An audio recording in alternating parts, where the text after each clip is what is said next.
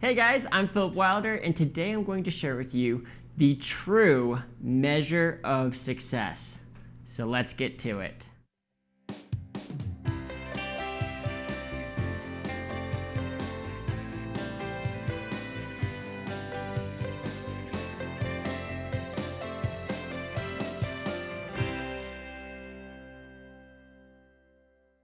So today we're going to be looking at 2 Corinthians chapter 10, verse 12.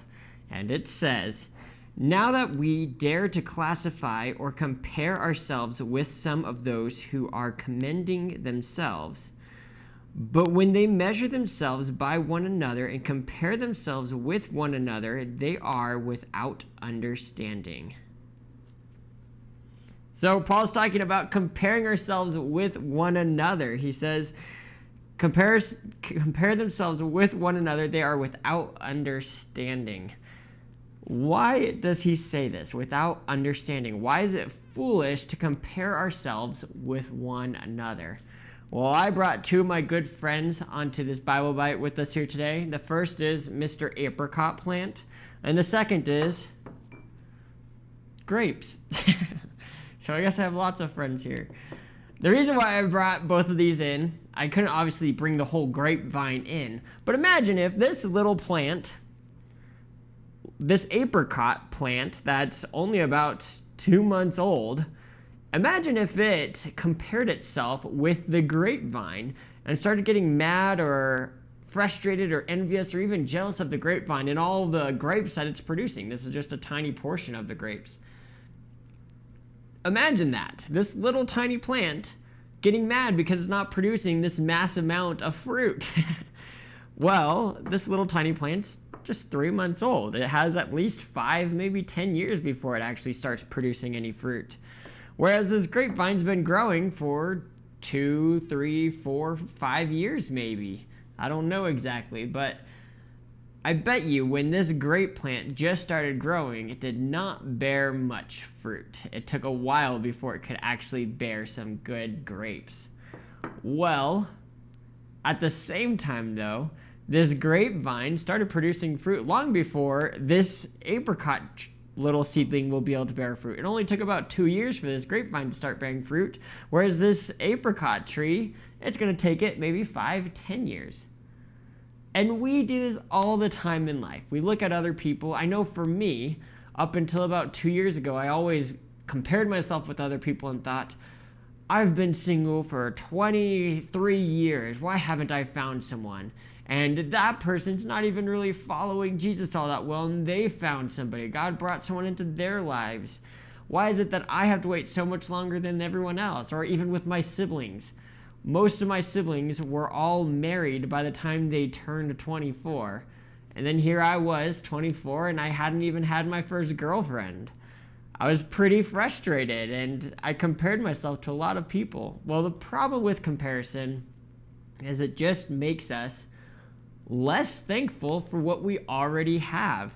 In essence, so there's lots of things that we can be jealous of each other about. And so when we compare ourselves to others, we end up just being dissatisfied. My grandma told me a funny story of how her and her sister, she always looked at her sister, and her sister had nice bronze skin. It was really tan and just nice, whereas my grandma had a freckly and kind of more palerish skin. So my grandma was always so jealous of her sister. Well, when they're about in their 50s or 60s, they were talking with each other, and my grandma brought this up. And her sister looked back at her and said, "You've got to be kidding me. My entire life I looked at your nice freckly skin, and I always wanted your freckly skin because it was so unique and so beautiful." And so they found out 50 years later that they had been envious of each other for their skin, and they should have just been thankful and grateful for the skin that they had that whole entire time, rather than comparing themselves to one another and being frustrated because of that. Well, we do the same thing, whether it's a job, whether it's a family, whether it's number of kids or kid success, or how nice the car is, how nice the house is, how much money we have in our bank account, or how much we get to travel, or how good their job is, whatever it is. There's so much that we compare ourselves to others with, but in the end, it just always brings dissatisfaction. Now, when it comes to ministry, we do the same thing too. We can look at other people in their ministry and think, well, why is it that their youth group gets to see 30 kids come every week when we only have 10? Or why is it that they get to see 15 kids trust in Christ every month and we only saw one over the past 4 years?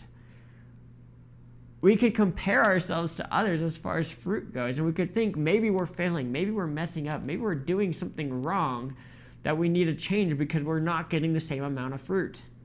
Well, maybe. That's definitely a possibility. But I think deeper than that, and more important than that, we should be turning back to God and just being faithful. Now think about this from God's perspective. Say me, the gardener, say I'm God, though I'm definitely not God.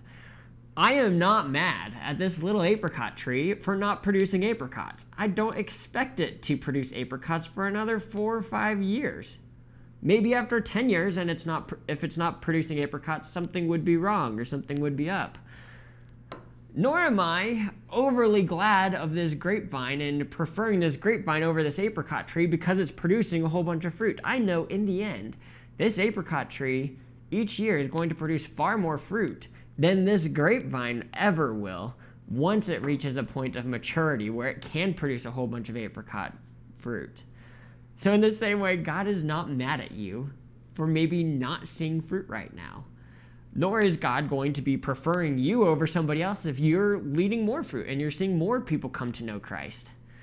In the end, we need to simply turn to God and ask God how we can be faithful, because this is the true measure of success.